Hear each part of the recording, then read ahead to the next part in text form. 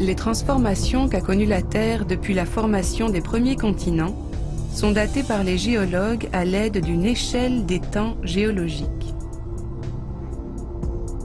L'ère géologique la plus ancienne s'appelle le Précambrien.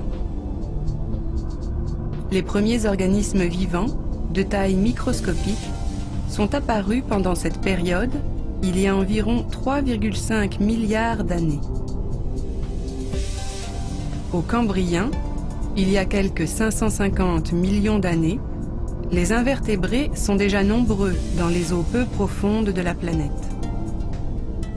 Pendant l'Ordovicien, il y a 500 millions d'années, les premiers vertébrés, des poissons sans mâchoire, commencent à prospérer. Ce n'est qu'au Silurien, 100 millions d'années plus tard, que les premières plantes terrestres se développent.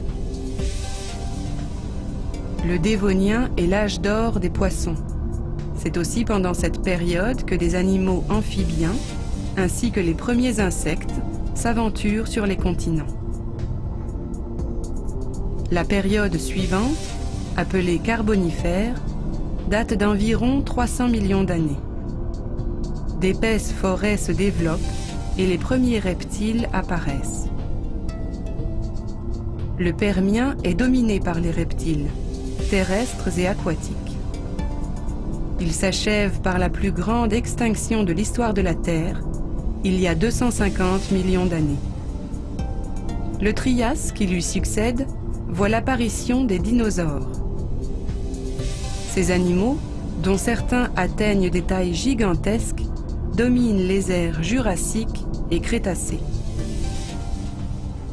Il y a environ 65 millions d'années, les dinosaures s'éteignent brutalement, comme les 3/4 des espèces végétales et animales. Ces extinctions marquent le début de la période dite tertiaire, qui voit l'apparition des oiseaux, descendants des dinosaures, et la domination des mammifères. De nouvelles espèces voient alors le jour, notamment les premiers grands singes, comme le proconsul.